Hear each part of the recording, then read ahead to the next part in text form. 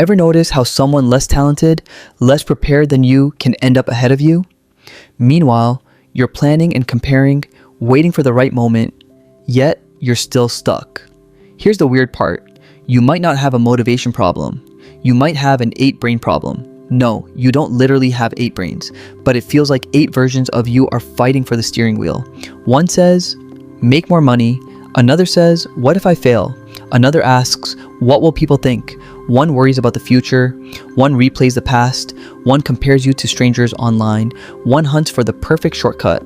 And underneath all that noise, one says, dude, can we just start? Your attention is limited. When you jump between worries, goals, and possibilities, your brain switches gears.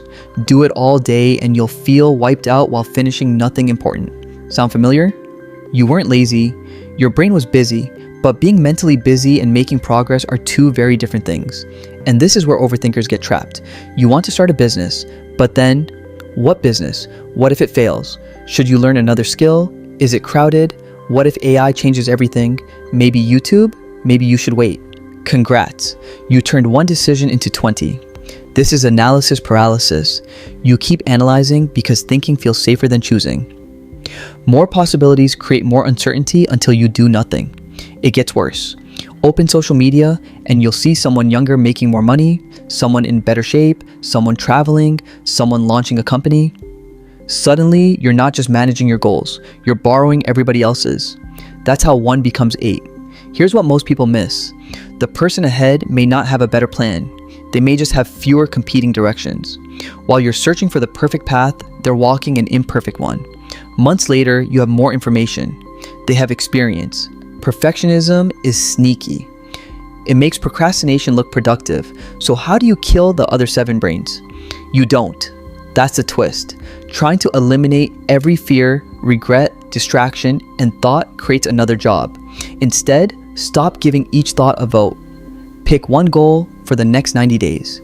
Each morning ask, what's the one action that moves us forward today? Everything else goes on a not now list.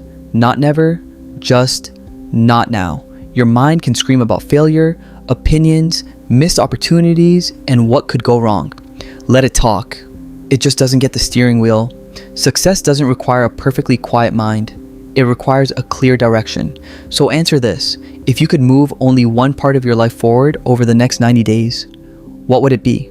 Drop it in the comments in 3 words or less. And if your brain gives you 7 reasons not to, now you know exactly what's happening today.